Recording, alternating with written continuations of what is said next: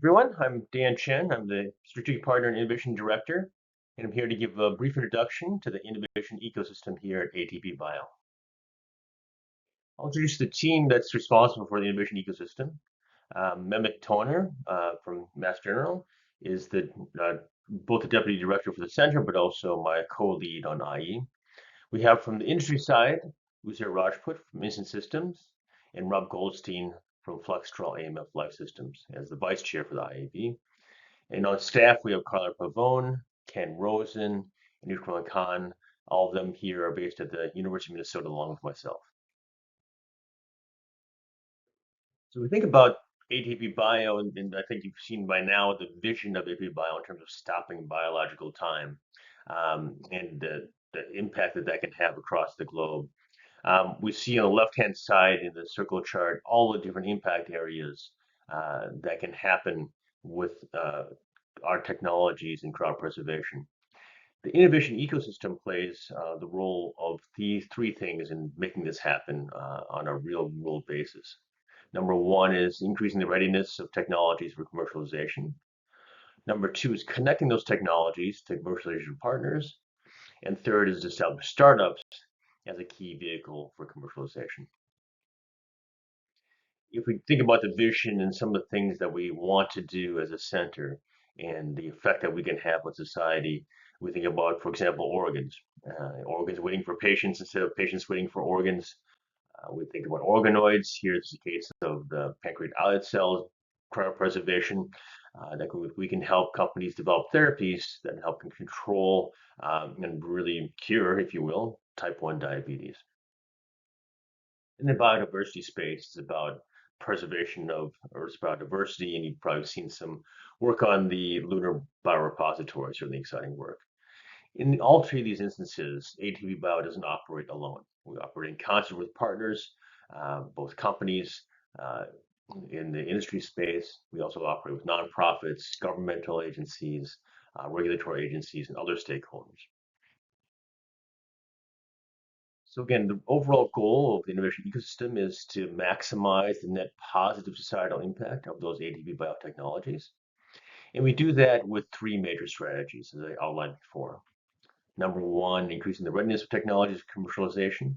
So this is about talking to our partners in convergent research. I work a lot with Catherine on this, and really bringing a commercialization mindset to our teams that are working in the CR area.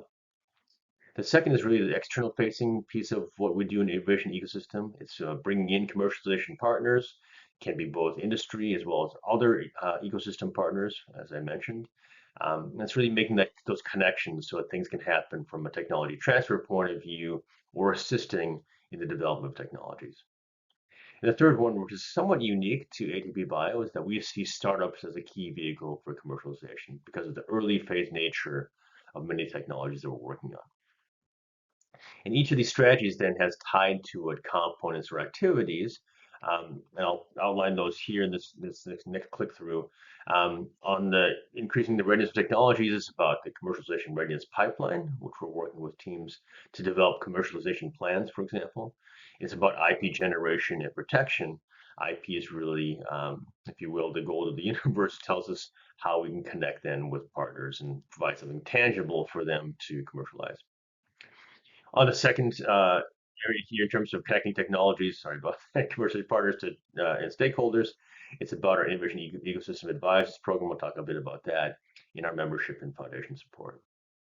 On startups, we encourage startups here at ATP-Bio through a mechanism called Cryo Foundry, which is an incubator, and we also support those spin-offs and startups through our ecosystem. So I'll talk about a few different areas here. I won't cover all of them, but give you a flavor of what we do in IE. In terms of the technology readiness, these are just some of the highlights from year 5. You can see the emphasis on IP generation in terms of the patent applications, both provisional and full, the advancements of technologies into what we call the technology readiness level. This is a measure of how close things are to bring them to market, if you will. 4.0 is an important benchmark because it really talks about a technology being demonstrated at laboratory scale. And so we're real happy to see that move forward. We see then technology transfer taking place with licensing agreements. We're seeing spin-offs also launch out of the center. The processes that are associated with this technology commercialization drive is really two things. One is the commercialization readiness framework, and the second one is the Innovation Ecosystem Advisors Program, which I'll talk in more detail about.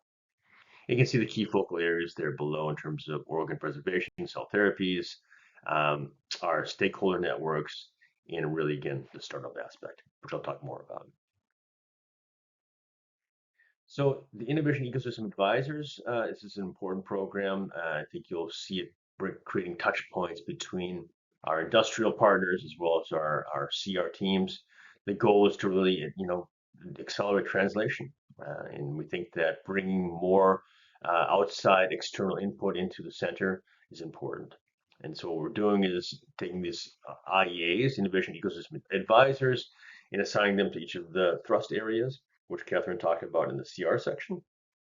And then these teams of the trainee, the PI, and the IEA will really be the leadership team behind the ITAs.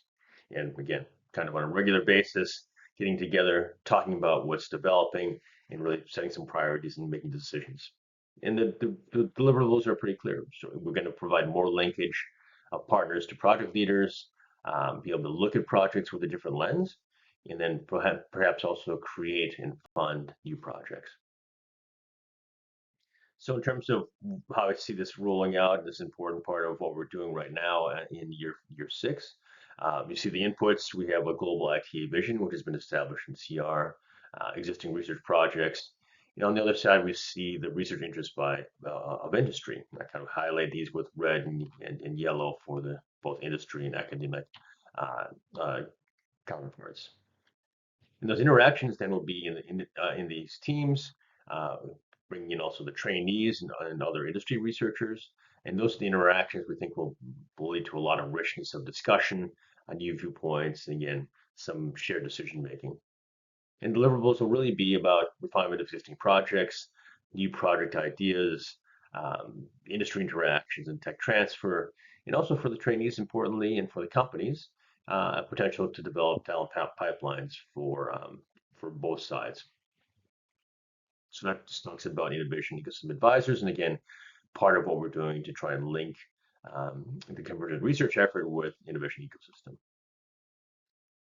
This is just a quick snapshot of our member partners. We have 44 member partners. 17 of those are startup companies. It just shows you the nature of the industry that we're operating in. So you see the split on the pie chart between industry, nonprofits, and innovation partners. Is to give you some flavor of some of the new members we've added who I think are really strategic to our effort. One is Cryoport, which is the leading cryo supply chain company. Operates in many different countries, as you see. A large scale organization. We're happy to have them on board. Army, which is a nonprofit, their goal is to really advance the biomanufacturing bioeconomy here in the U.S. It's a DOT supported center with many industrial partners as well as academic partners. It's a really great linkage for us into looking at the bioeconomy aspect of everything we're doing. So that's again an example of that second area, which is about connecting technologies to partners. The third one, which is about startups, one thing we do here at ATP-Bio is we have our own incubator called Cryo Foundry. You can see a little cut off there, but the idea is that we have great ideas and we forge them into great startups. And so it's a really easy thing to participate in. If you have an idea as a trainee, for example, you can present them in front of our industry advisory board, get some feedback. It's not a competition. There's no major, thresholds that need to be crossed. Can be a matter of what the stage of development, and you can get feedback, you can get mentors. For ATP-Bio, this is an additional pathway for translation and impact.